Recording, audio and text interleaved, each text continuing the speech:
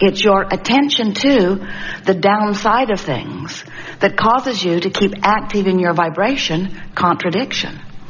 Now, before any of this makes sense to you, you have to remember that you are a vibrational being, and most physical humans don't remember that because you are so good at being vibrational beings, so good at interpreting vibration.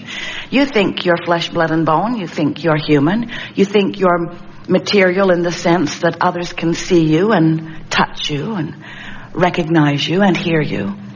But you are a vibrational being, and everything that you know as your fully manifested life experience is an extension of that vibration.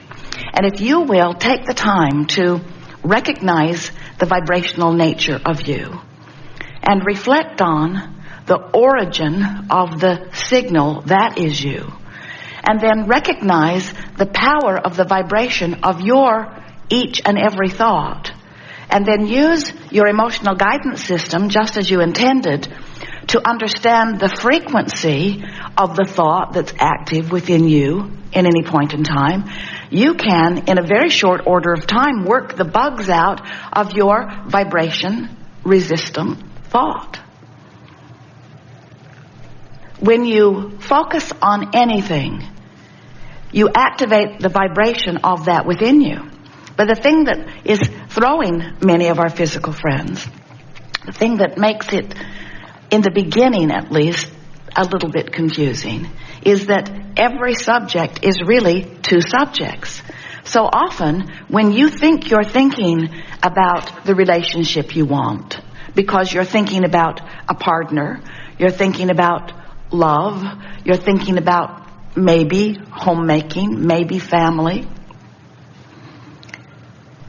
Since the subject of relationships is really two subjects, what is wanted and lack of it, sometimes when you think you're thinking about the relationship you want, you're actually thinking about the opposite of it. You're thinking about the absence of the relationship you want. Sometimes when you would swear that you have been thinking about the money and the progress in your business that you want, you've not been doing that. You've been thinking about the absence of the money you want and the absence of the progress in your business. Often you don't even realize you're doing it if you're thinking about thinking. If you're only thinking about the thought you're thinking, then we can see how the subject of relationships is a broad subject. It goes all the way from having one to not having one, to having a good one to having a bad one. Just like having all the money you want, all the money you want, all the money you want. Not having enough money. In other words, sounds like the same subject. But you have to realize that the way you feel while you're thinking the thought is the indicator about whether you are in alignment with what you want or not. There's another thing that often throws our physical friends, and that is often when you are considering something that you want, you're considering it or attempting to through the lens of others who have it or want it. And we want you to understand that the only thing that you need to understand is your own relationship between how much you want it and what you're thinking about it right now in this moment. So here's the easiest way to explain this to you from a basis of universal laws. And as you understand this, then everything that you're living or everything that you're watching anyone else live will begin to make sense to you. So here's the best way of explaining this. You are more than you see here in these physical bodies. You are source energy. And before you came into these physical bodies, you were source energy. And even though you are here, focused in these physical bodies, the larger part of you is still source energy. So while you are here, it is clear to everyone who sees you. It is clear to you because you recognize the personality that you know as you. There is a larger part of you who is focused in the non-physical. Now, many of you say, well, that's not hard to accept. I've heard that before. I've heard about my soul, and I believe that I am an eternal being, and so I understand that one day I will return to that soul perspective again. But that's only a very small part of the story. While you are here in this physical body, that larger non-physical part of you still exists. Now, many of you have been calling that part of you God, but we want you to understand that there is a vibrational attitude of you that exists in the non-physical while you are here focused in this physical body, who is the holder of all that you have become. Certainly the holder of all that you were before you were born into this physical body, but the holder now of everything that you have expanded to since being here.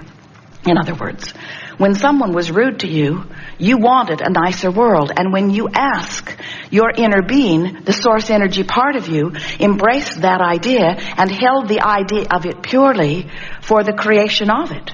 When you don't have enough wellness in your body, and so you ask for more wellness, that non-physical part of you takes that idea and holds steady the vibrational attitude of that. In other words, everything that you know that is now physically focused was at one time, prior to the manifestation, vibration. And vibration is the beginning of everything that you know that is manifested. So it is important to realize that when you don't have enough of something and you ask for more of it, you send forth, we're not kidding you even a little bit, a vibrational rocket that the source energy part of you holds and becomes. That's why we can tell you unequivocally that when you ask, it is given every single time. When you ask, it is not just given. When you ask from your physical format and you send forth a rocket of desire, the non-physical part of you embraces that desire and becomes it. And because everything is vibrational before it is manifested, you have to understand that that vibrational beingness is done. In other words, the precursor to the manifestation is already in place. So now what happens is that law of attraction responds to this powerful vibrating force that is really who you are. You sometimes think that when you ask for more money, you are the creator of more money. But it is much bigger than that. You are the creator of you, a more prosperous you. When you ask for a relationship, you might think that you are the creator of a relationship. But what you are the creator of is you within the relationship that you are desiring. In other words, we cannot find a stronger way of saying this, and so we're just going to leave it to you to hear it. We'll say it many, many, many times. You are the creator of your reality, which means you are the creator of you. You are the creator of you and your experience and your relationships and your body and your prosperity and your clarity. You are the creator of your relationship with everything that exists. You are the creator of your reality. And we so, in these hours that we are together today, want to draw your attention to this vortex of creation.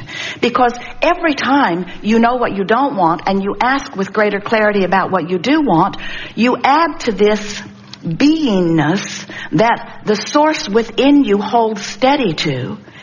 And law of attraction gathers, and these are the most important words you will ever hear, all cooperative components.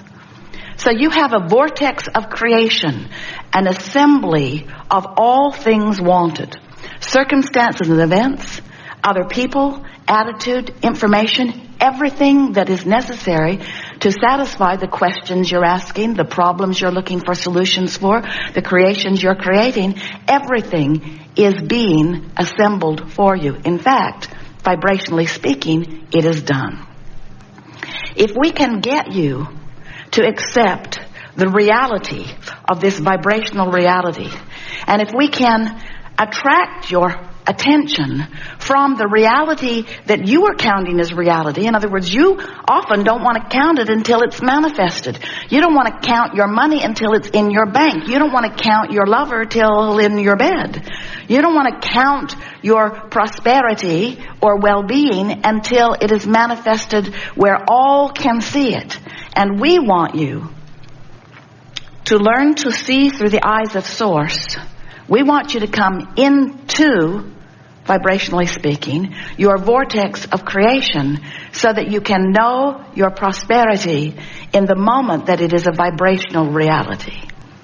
And once we are able to, you might say, distract you from the reality that has so much of your attention and call you into the vibrational reality that is the precursor of your next reality, you're going to break loose into a whole new creating pattern. Things that have been log jammed for a long time are going to loosen up for you. When you want something, let's say more money, and you are so aware of how much money you have and so aware of what your debt to income ratio is, and so aware of what's going on in the economy, or so aware of the reality of what is right now, this red hot minute. Even though you've asked for far more, and far more is queued up for you, and could come to you now, because it's done. All you have to do is find the vibrational equivalency to it, and it must pour into your experience in a way that you and others can see it. But you've got to be a vibrational match to it, not the absence of it.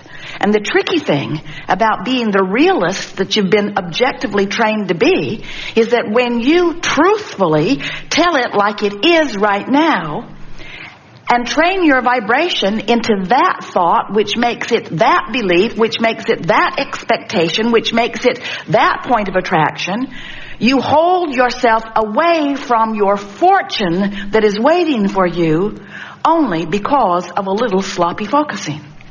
Or maybe because you don't understand the laws of the universe. Most people offer most of their vibration in response to what they are observing.